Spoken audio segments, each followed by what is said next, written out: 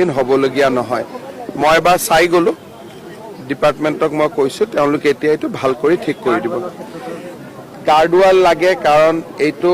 দীপৰ বিল আৰু ব্ৰহ্মপুত্ৰৰ মাজত পানী অহা যোৱা কৰা এইটো একমাত্ৰ ৰাস্তা গতিকে যিমান ভাল কৰিব পৰা যায় সিমানে সুদৃঢ় হ'ব আমি চেষ্টা কৰিম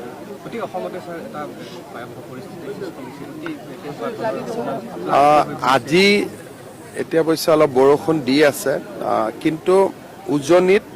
বৰষুণ আৰু অৰুণাচলত বৰষুণ কমাৰ কাৰণে আমাৰ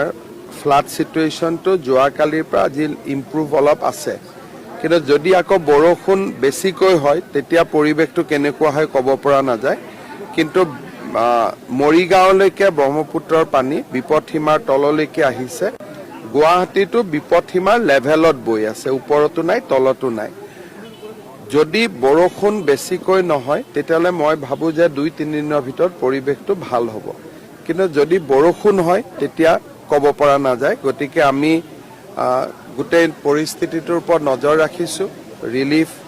বা ৰিহেবিলিটেশ্যন য'ত মথাউৰি মেৰামতি কৰিব লাগে গোটেই কামবিলাক আমি অব্যাহত ৰাখিছোঁ অসমৰ ইয়াৰ স্থায়ী সমাধান এইটোৱে যে অৰুণাচল ভূটান বা চাইনা তাত কি হ'ব তাত অসম চৰকাৰৰ কোনো কণ্ট্ৰল নাথাকে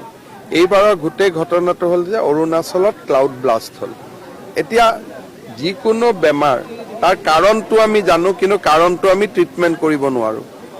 ভূটানৰ পাহাৰৰ পৰা পানী অহাটো অৰুণাচলৰ পৰা পানী অহাটো বা চাইনাৰ পৰা পানী অহাটো আমি ৰখাব নোৱাৰোঁ কাৰণ